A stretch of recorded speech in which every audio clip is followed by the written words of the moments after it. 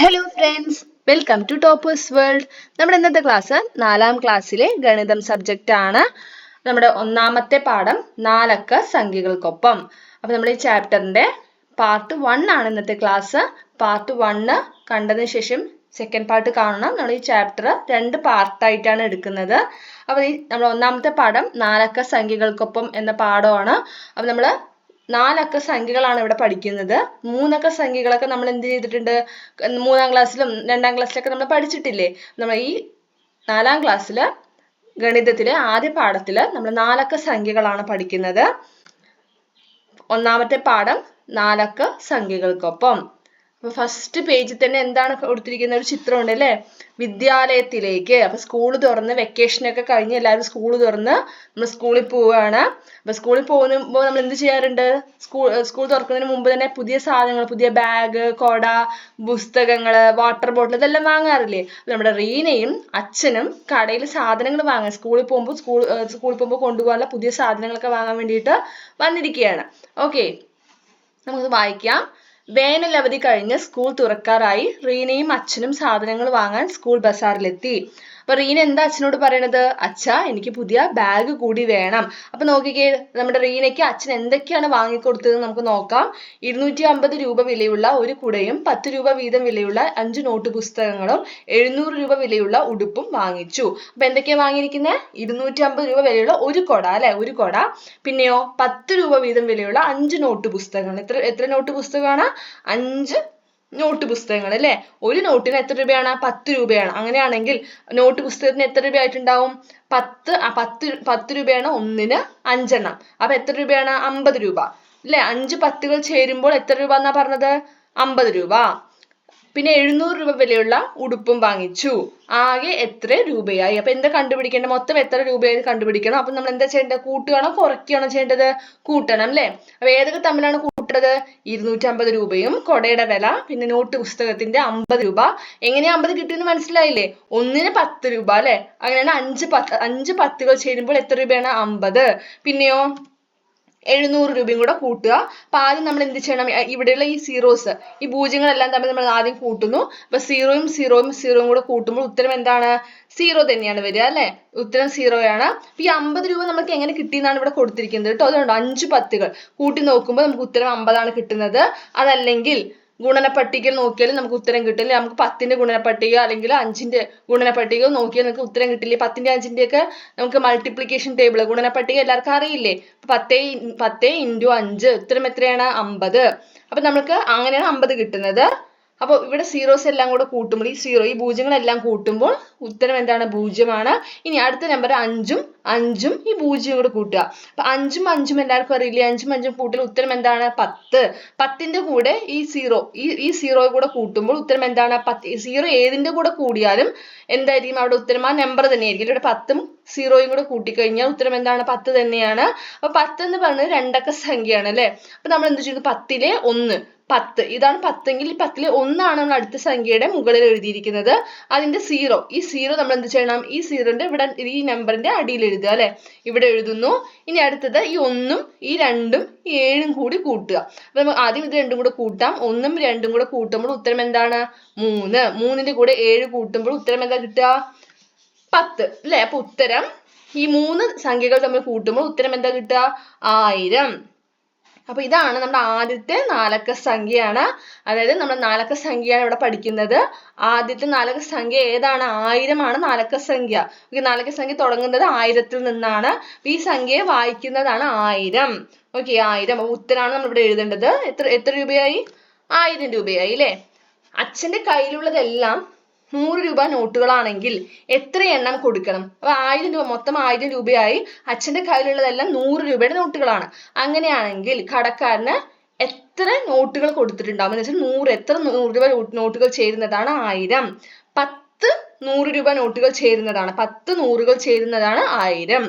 Okay, അടുത്തത് next ആയിരങ്ങൾ. അപ്പൊ ഇതൊരു 1000 രൂപയുടെ നോട്ടാണ്. അപ്പൊ നോക്കിയേ, 1000 ഒന്നാണ് അല്ലെ. ഇപ്പൊ നമ്മൾ എന്താണ് 1000 തന്നെ പറയാം. 1000 ആണുള്ളൂ. അടുത്തത് ഇവിടെ എത്ര ആയിരങ്ങളുണ്ട്? 2000 ഉണ്ട് അല്ലെ? ഇങ്ങനെയാണ് നമ്മൾ സംഖ്യ എഴുതുക. 2000 അല്ലെ? 2000. അപ്പൊ 1000ന് എത്ര പൂജ്യമാണ് ഉള്ളത്? 3 സീറോ ആണ് ഉള്ളത് അല്ലെ? 1 2 3 1000. ഈ രണ്ടും കൂടെ ചേർത്തുള്ള എത്ര? 4 സംഖ്യകളാണ് ഉള്ളത് അല്ലെ? അപ്പൊ ഇവിടെ എത്ര ആയിരങ്ങളുണ്ട്? 2000 അപ്പൊ 2000 പറഞ്ഞാൽ ഇങ്ങനെയാണ് നമ്മൾ സംഖ്യ എഴുതേണ്ടത്. അതിന് നമ്മൾ അക്ഷരത്തിൽ എഴുതുമ്പോൾ എങ്ങനെ പേര് എഴുതുക? 2000. ഇതിനെങ്ങനെ വായിക്കുക? 2000. അതേപോലെ അടുത്തത് ഇതിൽ എത്ര ആയിരം ഉണ്ട്? 3 ആയിരങ്ങളുണ്ട് അല്ലെ? ഇതാണ് സംഖ്യ. 3 3000. എങ്ങനെ വായിക്കുക? 3000. അടുത്തത് 4000, 5000, 6000, 7000, 8000, 9000. അടുത്തത് 10000 അല്ലെങ്കിൽ 10000. ഇങ്ങനെ വേണമെങ്കിൽ വായിക്കാം. 10 ആയിരങ്ങൾ ചേരുന്നതാണ് 10000 അല്ലെങ്കിൽ 10000 എന്ന് പറയുന്നത്. ഓക്കെ, നമ്മൾ ആയിരം എങ്ങനെയാണ് 10000 വരെ എങ്ങനെയാണ് വായിക്കുക എന്നാണ് ഇപ്പൊ പറഞ്ഞത്.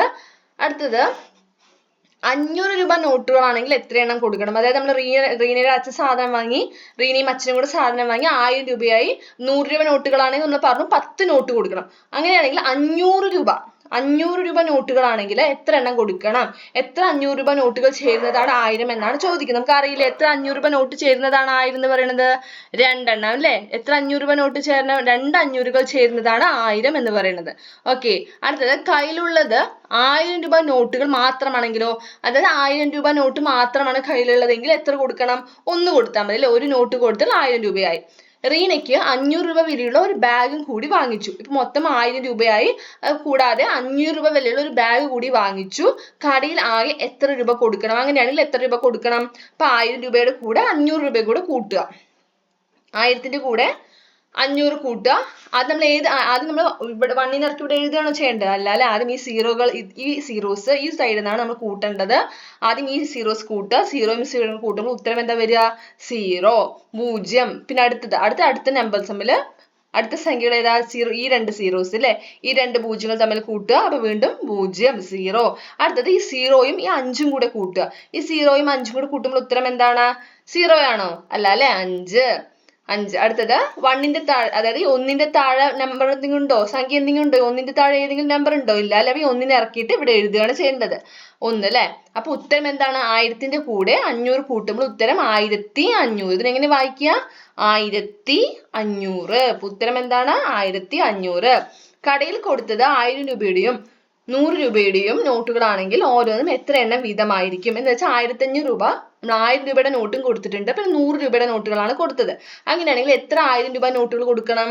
1 കൊടുത്താൽ മതി അല്ലെ? ഒരു 1000 കൊടുക്കുമ്പോൾ തന്നെ 1000 ആവും. നമുക്ക് പറയുന്നത് എങ്ങനെ വായിക്കുക? 1500. അപ്പൊ ബാക്കി 500 രൂപയ്ക്ക് എന്താണ്? 100 രൂപ നോട്ടുകളാണ് കൊടുക്കുക. അപ്പൊ എത്ര 100 രൂപ ചേരുമ്പോഴാണ് 500 ആവുക? എത്ര 100 ചേരണം? 5 100കൾ ചേരുമ്പോഴാണ് 500 ആവുക അല്ലെ? 5 100കൾ ചേരുമ്പോൾ 500. അപ്പോ 1000 രൂപയുടെ ഒരു നോട്ടും 100 രൂപയുടെ 5 നോട്ടുകളും ചേരുമ്പോഴാണ് ഉത്തരം എന്താവുക? 1500. ഇവിടെ നോക്കി കുട്ടി എന്താ പറയുന്നത് നോക്കൂ. എൻ്റെ കയ്യിൽ 50, 100, 500, 1000 രൂപ നോട്ടുകളുണ്ട്. ഓരോന്നും എത്ര എണ്ണം വീതം എടുത്താൽ 1500 രൂപയാകും? കുട്ടിയുടെ കയ്യിൽ 50 രൂപയുടെയും 100 രൂപയുടെയും 500 രൂപയുടെയും 1000 രൂപയുടെയും നോട്ടുകളുണ്ട്. ഓരോന്നും എത്ര എണ്ണം എടുത്തു കഴിഞ്ഞാലാണ് 1500 രൂപയാകുക എന്നാണ് ചോദ്യം. ഓക്കെ, അപ്പൊ നിങ്ങൾ ഇതിന് ഉത്തരം കണ്ടെത്തുക. ഈ ചോദ്യത്തിന്റെ ഉത്തരം നമ്മുടെ ഈ ചാപ്റ്ററിന്റെ, അതായത് നമ്മുടെ ഈ ഫസ്റ്റ് ചാപ്റ്ററിന്റെ ഷോർട്ട് നമ്മൾ ഇട്ടിട്ടുണ്ട്. ആ ഷോർട്ടിൽ വീഡിയോയിൽ ഉണ്ട്. അപ്പൊ അത് നോക്കുക. അതിൽ ആൻസർ ഉണ്ട്. നമ്മൾ ഡിസ്ക്രിപ്ഷൻ ബോക്സിൽ കൊടുത്തിട്ടുണ്ട്. ഓക്കെ, അടുത്തത് ചില്ലറയാക്കിയപ്പോൾ നോക്കൂ. എന്താ ചില്ലറയാക്കിയപ്പോൾ? 1000 എണ്ണം കിട്ടി. ഇവിടെ ഇയാൾ എന്താ പറയണത്?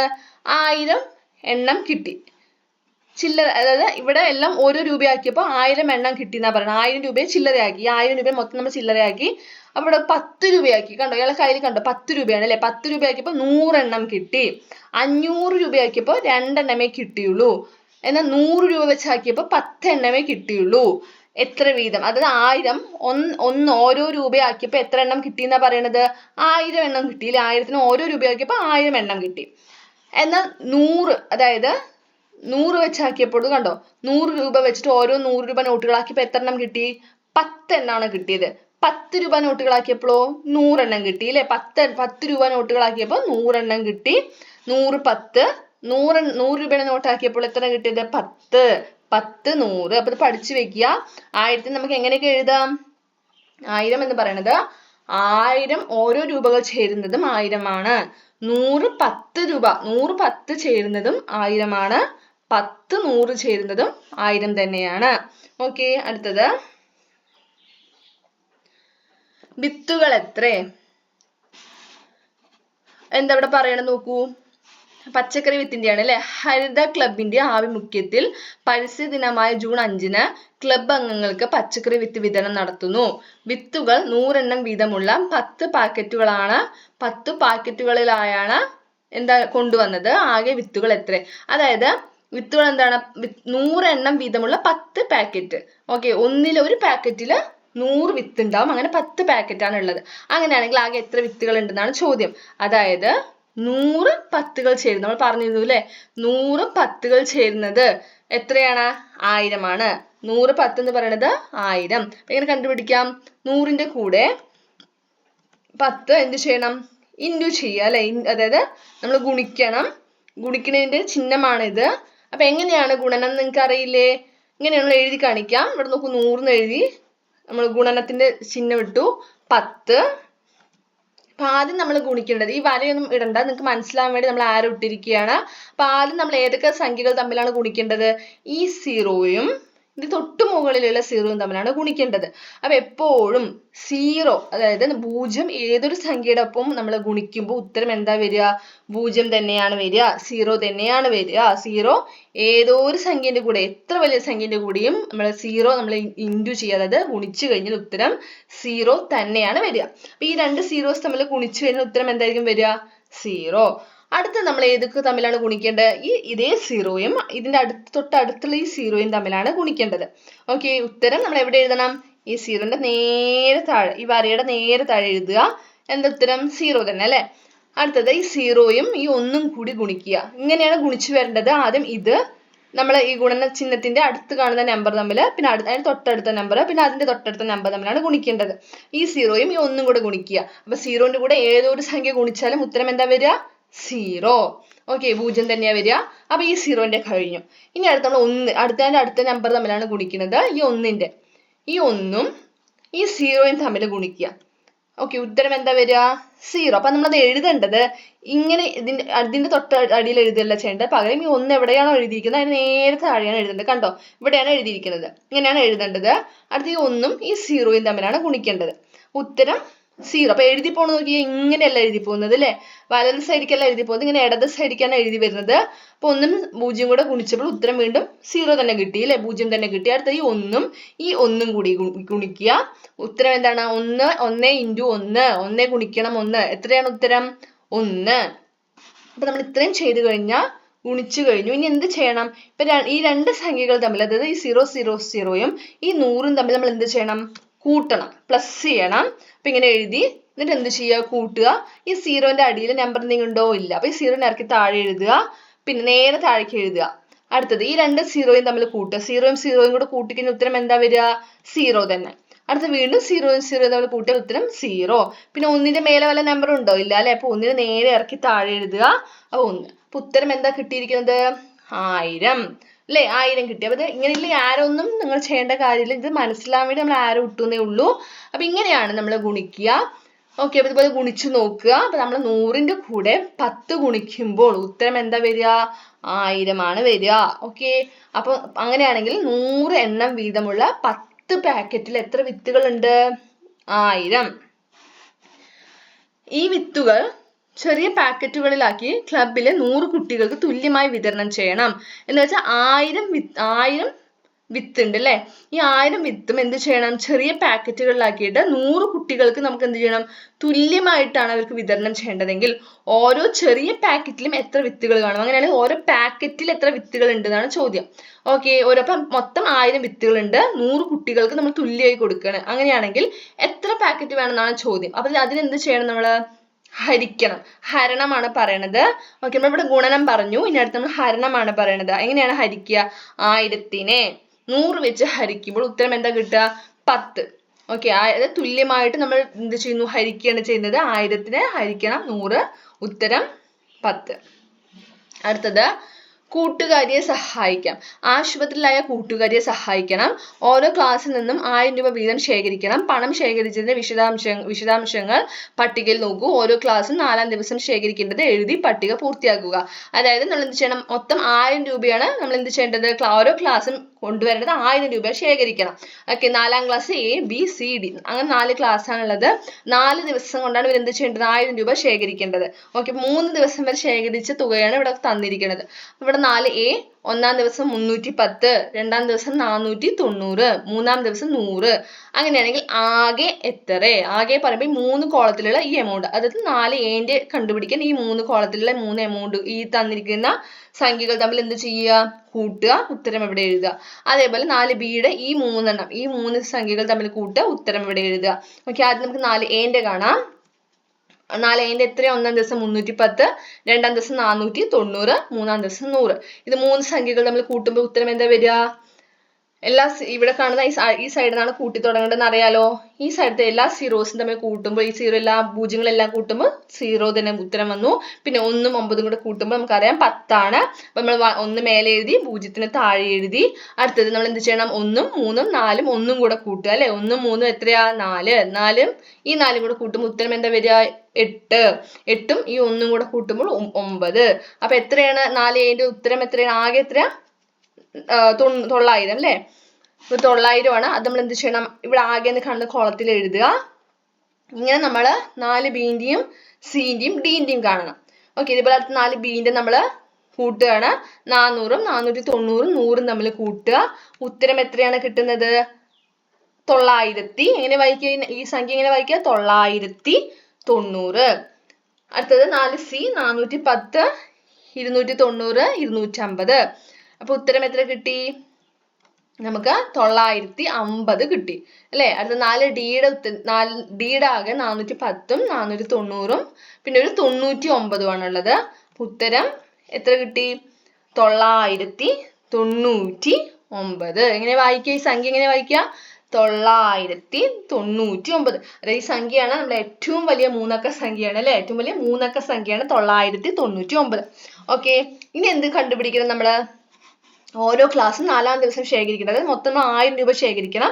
അങ്ങനെയാണെങ്കിൽ 4-ാം ദിവസം ഇവർ ഓരോ ക്ലാസ്സും എത്ര രൂപ ശേഖരിക്കണം എന്നാണ് കണ്ടെത്തേണ്ടത്. അപ്പൊ എത്രയാണ് ടോട്ടൽ? നമ്മൾ എത്ര ശേഖരിക്കണം? ആകെ 1000 രൂപ അല്ലെ. 3 ദിവസം കൊണ്ട് ഇവർ 4A എത്ര ശേഖരിച്ചു? 900 ശേഖരിച്ചു. ബാക്കി എത്ര ശേഖരിക്കണം എന്ന് കാണാൻ എന്താ ചെയ്യേണ്ടത്? 1000-ൽ നിന്ന് 900 കുറയ്ക്കണം. 1000-ൽ നിന്നും 900 കുറയ്ക്കണം. ഇതുപോലെ, അതായത് 1000-ൽ നിന്ന് 1000 കുറയ്ക്കണം 900 അല്ലെ. ആദ്യം നമ്മൾ 0 തമ്മിൽ കുറച്ചു. 0 0 കുറച്ചാൽ എന്താ വരിക? 0. അടുത്ത 0 കുറച്ചു 0. പിന്നെ ഈ 0 9 കുറയ്ക്കാൻ പറ്റുമോ? നമുക്ക് ഈ 0-ൽ നിന്ന് 9 എങ്ങനെ കുറയ്ക്കാൻ പറ്റുമോ? കാരണം 0 അല്ലേ 9-നേക്കാളും ചെറിയൊരു സംഖ്യയാണ്. അപ്പൊ നമുക്ക് ഒരിക്കലും ചെറിയൊരു സംഖ്യയിൽ നിന്നും വലിയ സംഖ്യ കുറയ്ക്കാൻ പറ്റില്ല. അപ്പൊ നമ്മൾ അടുത്ത സംഖ്യയിൽ നിന്നും തൊട്ടടുത്ത, അതായത് സംഖ്യയുടെ ഇടതുവശത്തുള്ള സംഖ്യയിൽ നിന്ന് നമ്മൾ എന്ത് ചെയ്യുന്നു? ഒന്ന് കടം വാങ്ങുകയാണ് ചെയ്യുന്നത്. അപ്പൊ ഈ 0 എന്താവും? ഈ 1 ഇങ്ങോട്ട് ഒന്ന് കടം കൊടുത്തു. അപ്പൊ 1 പോയി, 1-ൽ നിന്നും 1 പോയില്ലേ. അപ്പൊ ഇവിടെ എന്തായി? 0. അതായത് 1-ൽ നിന്ന് 1 കുറച്ചാൽ 0. 1 ഇങ്ങോട്ട് കൊടുത്തപ്പോൾ ഈ 0 എന്തായി മാറി? 10. ഇനി 10-ൽ നിന്ന് 9 കുറച്ചു. അപ്പൊ ഉത്തരം 1. അപ്പൊ 1000-ൽ നിന്ന് നമ്മള് 900 കുറയ്ക്കുമ്പോൾ ഉത്തരം എന്താ കിട്ടുക? 1000. അടുത്തത് നമ്മൾ 4Bയുടെ കാണുകയാണ്. 1000-ൽ നിന്നും എത്ര കുറച്ചത്? 990 കുറയ്ക്കുക. ഇപ്പൊ ഇതേപോലെ തന്നെ അല്ലെ. നമ്മള് ഇവിടെ ഈ 0-ൽ നിന്ന് നമുക്ക് 9 കുറയ്ക്കാൻ പറ്റില്ല. അപ്പൊ തൊട്ടടുത്ത സംഖ്യയിൽ നിന്ന് കടം ചോദിച്ചു. അവിടെയും 0 ആണ്, കൊടുക്കാൻ ഒന്നുമില്ല. അപ്പൊ ആ 0 എന്ത് ചെയ്തു? തൊട്ടടുത്തുള്ള 1-ൽ നിന്ന് കടം വാങ്ങുകയാണ്. അപ്പൊ 1-ൽ നിന്ന് 1 പോയാൽ ഇവിടെ 0. 1 ഇങ്ങോട്ട് കടം കൊടുത്തപ്പോൾ ഇവിടെ 10 ആയി. ഇനി ഈ 10 തൊട്ടടുത്ത സംഖ്യ കടം ചോദിച്ചു അല്ലെ. അപ്പൊ അങ്ങോട്ട് 1 കൊടുത്തു. 10 അങ്ങോട്ട് കൊടുത്തപ്പോൾ അവിടെ എന്തായി? 1 പോയില്ലേ. അപ്പൊ അവിടെ 9 ആയി. ഈ 0 10 ആയി. ഇനി 10-ൽ നിന്ന് 9 കുറയ്ക്കുക 1. 9-ൽ നിന്ന് 9 കുറച്ചാൽ ഉത്തരം എന്താണ് വരിക? 0 ആണ് വരിക അല്ലെ. അപ്പൊ 1000-ൽ നിന്ന് 990 കുറച്ചാൽ ഉത്തരം 10. അതേപോലെ 4Cന്റെയും 4Dന്റെയും കാണുക. ഓക്കെ, അവര് എത്രയാണ് 4-ാം ദിവസം ശേഖരിക്കേണ്ടത് എന്നത് എമൗണ്ട് കാണുക. എത്ര രൂപയാണ് ശേഖരിക്കേണ്ടത് കണ്ടുപിടിക്കുക. നോക്കിക്കേ എത്ര രൂപയാണ് 4Dയുടെ 1000 നിന്ന് 999 രൂപയാണ് നമ്മൾ കുറയ്ക്കുന്നത്. ബാക്കി കിട്ടുന്നത് 1 രൂപയാണ് അല്ലെ, 1 രൂപയാണ്. അപ്പൊ നമ്മൾ ആ കണ്ടെത്തിയ എമൗണ്ട്, ആ കണ്ടെത്തിയ എത്ര രൂപയാണ് കണ്ടെത്തിയത്, ആ സംഖ്യകളാണ് നമ്മളിവിടെ എഴുതേണ്ടത്. നോക്കിക്കേ 1000 നിന്ന് 4Aയുടെ 100 രൂപ, 4-ാം ദിവസം ശേഖരിക്കേണ്ടത് 100 രൂപ, 4B 10, 4C 50, 4D 1 രൂപ. അടുത്തത് 1000-നോട് 1000 ചേർന്നാൽ 1000 തികഞ്ഞല്ലോ. കുട്ടി ചോദിക്കുകയാണ് അല്ലെ. ഈ കുട്ടി എന്താ പറയുന്നത്, നമുക്ക് പ്രധാന അധ്യാപകനെ ഏൽപ്പിക്കാം. 4 ക്ലാസ്സുകളിലും ലീഡർമാർ അവർ ശേഖരിച്ച തുക പ്രധാന അധ്യാപകന് നൽകി ആകെ എത്ര രൂപ ശേഖരിച്ചു എന്ന് നോക്കാം. അതായത് 4Aയും Bയും Cയും Dയും കൂടി അവർ കളക്ട് ചെയ്ത് അവർ ശേഖരിച്ച തുക പ്രധാന അധ്യാപകന് നൽകുകയാണ്. 4Aയും 4Bയും കൂടി നൽകിയത് എത്ര രൂപയാണ് വെച്ചാൽ 4Aയും Bയും 4Aയും 1000 രൂപ ശേഖരിച്ചു, 4Bയും 1000 രൂപ ശേഖരിച്ചു. രണ്ടും കൂടെ എത്ര രൂപയാണ് കാണാൻ എന്ത് ചെയ്യണം, 1000-ന്റെ കൂടെ 1000 കൂട്ടുക. 2 ആയിരങ്ങൾ നമ്മൾ പറഞ്ഞിരുന്നു അല്ലെ, 2 ആയിരങ്ങൾ ചേരുമ്പോൾ ഉത്തരം എന്താണ്, കൂട്ടാതെ നമുക്ക് ഉത്തരം പറയാൻ പറ്റില്ലേ. 2 ആയിരങ്ങൾ ചേരുമ്പോൾ ഉത്തരം എന്താണ്, 2000. ഓക്കെ, ഉത്തരം 2000. അടുത്തത് 4Cയിലെ കുട്ടികൾ നൽകിയത് കൂടി ചേർത്താൽ ആകെ എത്ര രൂപയായി. അതായത് ഈ 2000-ന്റെ കൂടെ 4Cയിലെ കുട്ടികൾ കൂടി നൽകിയത് കൂടി ചേർത്താണ്. അതായത് ഇതിന്റെ കൂടെ വീണ്ടും ഒരു 1000 ചേർക്കുക. 2000-ന്റെ കൂടെ വീണ്ടും ഒരു 1000 കൂടെ ചേർന്നു 3000 ആയി അല്ലേ. 3000 ചേർന്നാൽ ഉത്തരം എന്താണ്, 3000. അടുത്തത് 4Dയിലെ കൂടി ചേർത്താലോ, 4Dയിലെ 1000 രൂപ കൂടെ ചേരുകയാണ്. 3000-ന്റെ കൂടെ വീണ്ടും ഒരു 1000 കൂടെ ചേർന്നു. അപ്പൊ 4000 ചേർന്നാൽ എത്ര രൂപയാണ്, 4000. 4 ക്ലാസ്സുകളിൽ നിന്ന് ആകെ കിട്ടിയത് എത്ര രൂപയാണ്, 4000 അല്ലെ. 4 ആയിരങ്ങൾ ചേർന്നാൽ 4000. 4 ആയിരങ്ങൾ ചേർന്നപ്പോൾ 4000. 10 ആയിരങ്ങൾ ചേർന്നാലോ, 10 ആയിരങ്ങൾ ചേർന്നാലോ കണ്ടോ, 10,000 അല്ലെ. പൂർത്തിയാക്കാം. ഇവിടെ ഒരു പാറ്റേൺ തന്നിട്ടുണ്ട്, ഒരു സംഖ്യ പാറ്റേൺ തന്നിട്ടുണ്ട്. നമുക്കിത് എങ്ങനെ ചെയ്യാന്ന് പറയാം. 1000, 2000, അപ്പൊ 1000 കൂട്ടി കൂട്ടി എഴുതുകയാണ്. 1000, 1000 കൂടെ 1000 കൂടെ ചേർപ്പോൾ 2000, 2000 കൂടെ വീണ്ടും ഒരു 1000 ചേർന്നാൽ 3000, പിന്നെ ഒരു 4000, 5000. അടുത്തത് 9000, 8000. ഇവിടെ കൂടുകയാണോ കുറയുകയാണോ, കുറയുകയാണ്. 1000 കുറയുകയാണ് ചെയ്യുന്നത് അല്ലേ. അപ്പൊ 8000 വീണ്ടും ഒരു 1000 കുറഞ്ഞാൽ 7000, പിന്നെ 6000, 5000. 1000 കിട്ടാൻ നമുക്ക് എങ്ങനെയൊക്കെ ഏതൊക്കെ സംഖ്യകൾ നമ്മൾ കൂട്ടുമ്പോഴാണ് 1000 കിട്ടുന്നതാണ് ഇവിടെ ചോദിക്കുന്നത്. ഇവിടെ 1000 850-ന്റെ കൂടെ ഏത് കൂട്ടുമ്പോഴാണ് 1000 കിട്ടുക, കണ്ടുപിടിക്കാൻ നമ്മൾ എന്ത് ചെയ്യണം, 1000-ൽ നിന്നും ഈ 850 കുറച്ചാലാണ് ഈ സംഖ്യ കിട്ടുക. ഓക്കെ, 1000-ൽ നിന്ന് 850 കുറച്ചാലാണ് ഈ സംഖ്യ കിട്ടുക. ഓക്കെ, 1000 കുറയ്ക്കണം 850. അപ്പൊ കുറച്ച് നോക്കുക, ഇതുപോലെ കുറച്ച് നോക്കുമ്പോൾ നമുക്ക് എന്ത് ഉത്തരം കിട്ടുന്നുണ്ട്, 150 അല്ലെ. 150 ഉത്തരം കിട്ടിയില്ലേ. അപ്പൊ അതേപോലെ തന്നെയാണ് നമുക്ക് എന്ത് ഇവിടത്തെയും ഒക്കെ സംഖ്യകൾ കണ്ടുപിടിക്കാൻ കുറയ്ക്കുകയാണ് ചെയ്യേണ്ടത്. 1000-ൽ നിന്ന് 925 കുറച്ചാൽ ഇവിടുത്തെ സംഖ്യ കിട്ടും. നോക്കിക്കേ, ഇതുപോലെ കണ്ടോ, 1000-ൽ നിന്ന് 925 കുറയ്ക്കുക. അപ്പൊ നമ്മള് ഇതുപോലെ 925 കുറച്ചപ്പോൾ ഉത്തരം എത്ര കിട്ടി, നമുക്ക് 75 ഉത്തരം കിട്ടി അല്ലേ. അടുത്തത് നെക്സ്റ്റ് 1000-ൽ നിന്ന് 800 കുറച്ചു, ഉത്തരം എന്ത് കിട്ടി, 200. അടുത്തത് 1000-ൽ നിന്ന് 999, 1999 കുറച്ചാൽ ഉത്തരം എന്താ കിട്ടുക, നമ്മൾ പറഞ്ഞിരുന്നു. എത്ര കിട്ടുക പറഞ്ഞിരുന്നത്, 1 ആണ് അല്ലെ, 1. പിന്നെ 1000-ൽ നിന്ന് 5 കുറച്ചാൽ എത്ര ഉത്തരം കിട്ടുക, 1000-ൽ നിന്ന് 5 കുറച്ചാൽ 995 അല്ലെ. അപ്പൊ ആ ഉത്തരങ്ങൾ നമ്മൾ ഇവിടെ എഴുതുക, ഇതുപോലെ എഴുതി. ഇനി എന്ത് ചെയ്യണം, വേറെ ഏതൊക്കെ 2 സംഖ്യകൾ തമ്മിൽ കൂട്ടുമ്പോഴാണ് 1000 കിട്ടുക എന്നാണ് എഴുതേണ്ടത്. അപ്പൊ നമുക്ക് ഏത് വേണമെങ്കിലും എഴുതാം. ആ 2 സംഖ്യകൾ തമ്മിൽ കൂട്ടുമ്പോൾ ഉത്തരം 1000 കിട്ടും. നമ്മൾ ഇവിടെ എഴുതിയിരിക്കുന്നത് 500ഉം 500ഉം ആണ്. എഴുതിയിട്ടില്ല 500ഉം. അതുപോലെ തന്നെ 500-ന്റെ കൂടെ ഏത് കൂട്ടുമ്പോഴാണ് 1000 കിട്ടുക നമ്മൾ കണ്ടെത്തുക. അത് നമ്മൾ ചോദിച്ചിട്ട് ഇട്ടിരിക്കുന്നത് 500-ന്റെ കൂടെ ഏത് സംഖ്യ കൂട്ടുമ്പോഴാണ് 1000 കിട്ടുക. ഇതുപോലെ തന്നെ കുറച്ച് നോക്കുക, 1000 കുറയ്ക്കണം 500 ചെയ്യുമ്പോൾ ഇവിടുത്തെ സംഖ്യ കിട്ടും. ഓക്കെ, അപ്പൊ ചെയ്ത് നോക്കില്ലേ. അടുത്തത് ഇനി 1000-നെ 3 സംഖ്യകളുടെ തുകയായി വ്യത്യസ്ത രീതികളിൽ എഴുതി നോക്കൂ. നമ്മൾ 2 സംഖ്യകൾ കൂട്ടുമ്പോൾ 1000 എങ്ങനെ ഏതൊക്കെ സംഖ്യകൾ കൂട്ടുമ്പോഴാണെന്ന് നമുക്ക് മനസ്സിലായി. ഇനി ഏതൊക്കെ 3 സംഖ്യകൾ കൂട്ടുമ്പോഴാണ് 1000 കിട്ടുക എന്നാണ് ചോദിക്കുന്നത്. അതായത് 850ഉം 100ഉം 50ഉം കൂട്ടുമ്പോൾ 1000 കിട്ടും. അതുപോലെ 925ഉം 50ഉം വേറെ ഏതൊരു സംഖ്യ കൂട്ടുമ്പോഴാണ് 1000 കിട്ടുക എന്നാണ് ചോദിക്കുന്നത്. അപ്പൊ എങ്ങനെ കണ്ടെത്താം നമുക്ക്, ഇതുപോലെ 925-ന്റെ കൂടെ 50 ആദ്യം കൂട്ടുക. ഉത്തരം എത്രയാണ്, 975 കിട്ടിയില്ലേ. അതായത് ഇത് 2 സംഖ്യകൾ തമ്മിൽ നമ്മൾ ആദ്യം കൂട്ടി 975. ഇനി എന്ത് ചെയ്തു, ആ ഉത്തരം 1000-ൽ നിന്ന് കുറയ്ക്കുകയാണ് ചെയ്യുന്നത്. 1000 നിന്ന് 975 കുറച്ചു. നമുക്ക് ഉത്തരം എന്ത് കിട്ടി? ഉത്തരം 25. അപ്പൊ അത് ഇവിടത്തെ ഉത്തരം നമുക്ക് കിട്ടി. 25 കിട്ടിയില്ലേ? അടുത്തത് ഇവിടെ നമ്മൾ 800 തന്നിട്ടുണ്ട്. ബാക്കി 2 സംഖ്യകൾ നമ്മൾ എഴുതണം. ഓക്കെ, അത് നമുക്ക് 100 100 എഴുതാം അല്ലെ. അതായത് ബാക്കി എത്രയാണ്? 1000 നിന്ന് 800 കുറയ്ക്കുമ്പോൾ ഉത്തരം 200 ആണ് വരിക അല്ലെ. ഇതാണ്ടോ നമ്മൾ കുറച്ചിട്ടുണ്ട്. 1000 നിന്ന് 800 കുറച്ച ഉത്തരം 200 ആണ് വരിക. അപ്പൊ നമുക്ക് എങ്ങനെ വേണമെങ്കിലും എഴുതാം. ഇവിടെ 150, ഇവിടെ 50, അങ്ങനെ എഴുതിയാലും 200 ആണ്. ആ 2 സംഖ്യകൾ എഴുതുമ്പോൾ 200 ആവണം എന്ന് മാത്രം. അപ്പൊ ഇവിടെ 100 100 എന്ന് എഴുതിയിട്ടുണ്ട്. അടുത്തത് ഇതുപോലെ ഏതൊക്കെ 3 സംഖ്യകൾ കൂട്ടുമ്പോഴാണ് 1000 കിട്ടുക എന്ന് എഴുതുക. അപ്പൊ ഇവിടെ 500ഉം 200ഉം 300ഉം ഇത് 3 സംഖ്യകളോട് കൂട്ടി നോക്കുക. ഉത്തരം 1000 കിട്ടുന്നില്ലേ? അപ്പൊ 500 കൂട്ടണം 200 കൂട്ടണം 300, ഉത്തരം എന്താണ്? 1000. അപ്പൊ നമ്മുടെ പാർട്ട് 1 കഴിഞ്ഞിരിക്കുകയാണ്. അപ്പൊ ഈ ചാപ്റ്ററിന്റെ പാർട്ട് 2 ഉണ്ടായിരിക്കും. ബാക്കി ഭാഗങ്ങൾ നമ്മുടെ ഡിസ്ക്രിപ്ഷൻ ബോക്സിൽ അതിന്റെ ലിങ്ക് കൊടുത്തിട്ടുണ്ട്. ഇത് പാർട്ട് 1 കണ്ടതിന് ശേഷം എല്ലാവരും ബാക്കിയുള്ള ഭാഗങ്ങൾ കാണുക. അപ്പൊ ക്ലാസ് ഇഷ്ടമായാൽ ലൈക്ക് ചെയ്യണം, അതേപോലെ നിങ്ങളുടെ കൂട്ടുകാർക്കൊക്കെ ഷെയർ ചെയ്യണം, അതേപോലെ നമ്മുടെ ചാനൽ സബ്സ്ക്രൈബ് ചെയ്യണം. താങ്ക്